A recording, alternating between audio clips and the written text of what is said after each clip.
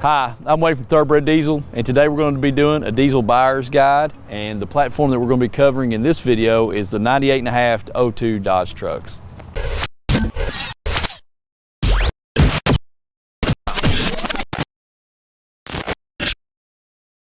In our diesel buyer's guide, we're going to give you 4 different aspects of the truck that we're going to talk about. And what we want to do is we really want to just talk about the cons of the trucks. We want to give you all of the bad points or the things that we want you to look out for when you're purchasing one of these vehicles. Now, the reason why we're doing that, really want to say this: we're not going to tell you what to pay for trucks. We are never going to do that in any of these videos that we shoot. What we do want to tell you is the things that you're going to see on these trucks and the things that you're going to be dealing with as the future owner of the trucks that you're looking at, how much money you're going to have to invest in it to be able to get it to be where you want it to be. So we're going to give you 4 different aspects of the 98.5 to 02 trucks. We're going to talk about interior, we're going to talk about exterior, we're going to talk about drivetrain, and then we're going to talk about engine. So first off, let's talk exterior of these trucks, excuse me. The exterior of the Dodges, of the 2nd gen models overall, paint on these trucks, that's the first thing we're going to talk about. Paint, awful, terrible on these trucks. It is beyond bad. Clear coat on these vehicles, top of the fenders are usually the first ones to go. I'm sorry, top of the fenders, tops of the hoods, very top of the cab. It's just been a bad deal with these trucks. Any of these high points like this, this truck is my personal vehicle. My bed caps, clear coat's coming off on it. Clear coat comes off, that just gives you more chances for rust in the vehicle. That's really the part of the paint. Rust as far as the vehicle goes, I guess everybody sees this. Top of the fender wells, we usually get rust here. Doors, cab corners, rocker wells, you're going to get a little bit of rust, especially you guys that have got, you guys are in the northern states, you're getting more salt than we are. You can see I've got a little bit of rust on these doors here. That can be a bad thing. Most guys just try to go with doors out of a junkyard or something like that from a state that doesn't have that type of rust. But sometimes if you're going to be doing a full-on restoration of one of these trucks, might be the better way to go to just go ahead and skin it. That gets you away from all possibilities of having any hidden rust in there. Exterior, that's probably the biggest thing that I can think of. Clear coat on the paint is terrible. Rust is in the usual spots, rocker corners, doors, so on. So that's pretty well commonplace to find on the exteriors of this truck. So if you want to do a full restoration or this is just not your jam, you can't stand the clear coat being peeled off a truck like that, you got to make sure that you understand to work that into your equation. Now let's talk about interior. I'm going to tell you right now, this being my truck, it's not the cleanest truck on the planet, but I want to show you some of the things that happen on the interior of these Dodges. If you're a 2nd gen owner, the dashboard. There is a hole in my dash that is big enough for a cat to fall in. It's like that on every daggone Dodge. I don't care who you are, what you've got, what you do with it. If the truck has lived inside its entire life, you're going to have a hole in your dash eventually. Seats ripping. Let's go over the driver's side, Adam. Driver's side seat, really bad about ripping. So again, another thing if you're going to want to do an interior, this is usually where you get your rip point. My truck's no different than that. My center console had a wear spot in it, so if you lean on that, that's something that you're going to see pretty regularly, whatever. Doors. On the trucks that have the doors on the quad cab vehicles, they did one opening door and then they went to a full 4 opening doors. Neither one of my doors open. They get rust down in the latches and you'll have the latch hang on them. Just causes a lot of problems. That's just a common thing. You've got to break that down, get all the latch mechanism out of it and be able to do it. So that's going to take you, a few hours of your time, couple hours of your time to be able to fix it and get it where you want it. One other thing I actually want to talk about on exterior of these trucks, the trucks that have aluminum wheels, these aluminum wheels on these trucks, I guess this will actually kind of be our kickoff into drivetrain. The aluminum wheels on these trucks are absolute junk. They crack all the time and you got a tire leak. So if you get a low tire on one of these trucks and you look over it, you don't have a nail in tire, you can bet your butt it's going to be a cracked wheel. I don't know how many wheels I've put on this truck, because one day my idea for this truck is I want to do a full restoration on it. I want it to look just like it looked the day it came off of the showroom floor. This is a sport, it's an actual sport. It was purchased as a sport. This isn't a fake sport with fake bumpers on it. If you don't know the difference between a sport and a non-sport in these trucks, the sports had painted bumpers on them. They had a different grill as well. This is an actual sport. I want to restore it as a sport someday, so I'm trying to keep same jive on the wheels. So you can see the rust on these. I got this door here, it's getting a little bit of rust on it. Bottom of the driver door is getting a little bit of rust. So yeah, that pretty well covers all of the negatives of interior and exterior. One more other thing on interior I want to talk about: gas gauge and your cluster and fuel gauge on these trucks, they never work. Second gens, they never work. So that's going to be something that you're going to have to fight with. Sending unit on the tank, had to put a new one of the sensors inside of the float, and then that'll fix that. So you can pick those up from local Dodge dealer. Now, I guess let's talk drivetrain. Drivetrain on these trucks, Dana axles front and back, you're not going to run into a lot of problems with that. As far as the axles go, they're pretty beefy, you know, different selections of gears through these trucks. So if you're interested in fuel economy and you don't want to really have to re-gear and you want to search for a gear set, check to see what gears are possible to get with your platform there, and maybe try to look for those if you're searching for one. But like I said, Dana front and back on them, good stuff. You really don't run into a lot of problems there. Drive axles, no real big concerns there. Talk transmissions, obviously automatic transmissions in these trucks, it's kind of hit and miss. It just depends on how it's been treated.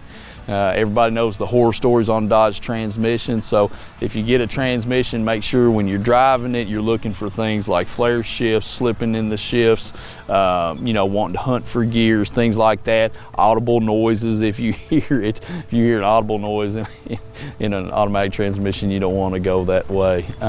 Standard shift transmissions, these trucks came with these 5 or 6 speed. 6 speeds, you kind of want to just kind of make sure that you watch on the synchronizers when you're going through shifts, going into other gears. You hear grinding, that's a synchronizer issue. Make sure you had full clutch depression before you jump to that conclusion, but if you did, you still hear grinding, that's a synchro problem inside the transmission. It's pretty common.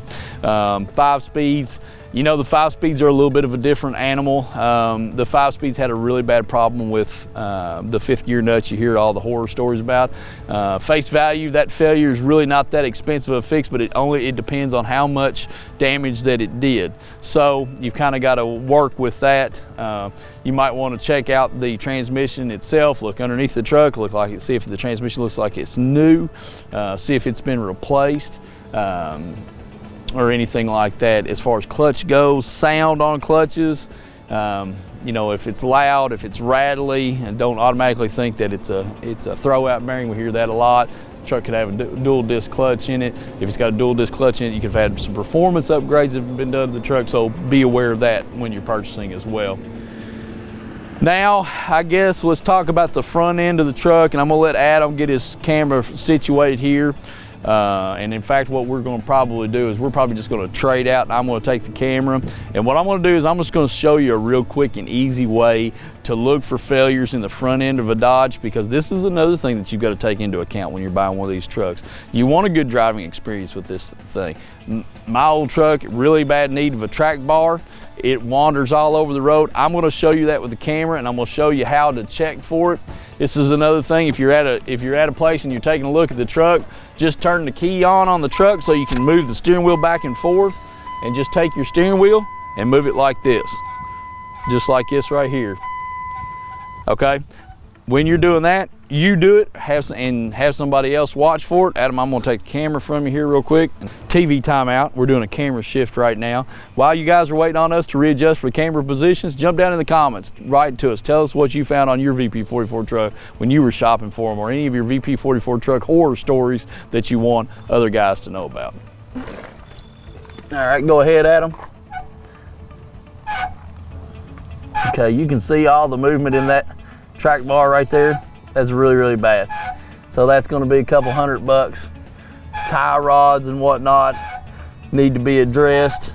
Of course, ball joints are very, very bad in these trucks. We've showed you how to look at ball joints a couple different times, but yeah, you definitely wanna make sure that you do that. And again, it's another thing to take into consideration when you're looking at purchasing a vehicle. Know that as far as the drivetrain goes there, you're gonna have to look at replacing some stuff. I really need to get that track bar fixed. This thing's squeaking, for crying out loud. It's a bad deal. All right, now let's talk engine. The mighty 5.9 Cummins. You know, you're really not gonna have problems per se out of the mechanical portions of his engine. I guess let's just call it the rotating assembly. Seems to be everything else that's on these trucks, so let's keep it in the 98 to 02 talking points. VP44, look at the VP44, check to see if it looks like if it's been replaced. If it's been replaced, that might be a good thing. If it looks like it was a very recent thing. Manifold on these trucks really, really bad about cracking. We've talked about that a couple of different times. You can look for soot trails along the manifold there. Usually is a really, really good sign of telling you that you've got a manifold crack, or it's a definite sign of a manifold crack. Look for an aftermarket turbocharger like that right there. When you drive it, if the truck seems laggy, probably because they've got an aftermarket turbo on here. Guys love to throw HX40s on these trucks. Nothing wrong with an HX40. Runs good up top, but down low it's very, very laggy if it's not fueled correctly. Yeah, and oil leaks.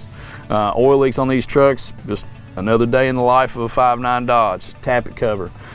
My tappet cover leaks really, really bad. Got a leak at the vacuum pump as well. So driver's side of the engine traditionally is where all of your oil leaks are going to be. Really, really watch for that. Yeah, the crankcase, the front seal on the crankcase, not leaking on this one because we just did that video on it not too long ago.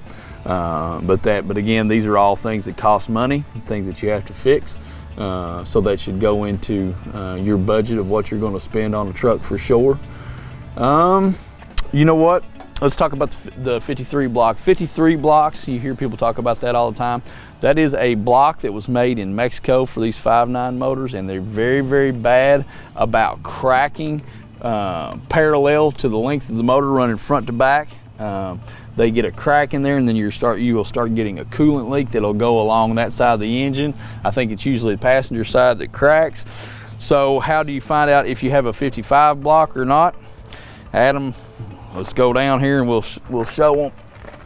On the block right here, I'm on the passenger side of the truck. You can see there's a stamped number.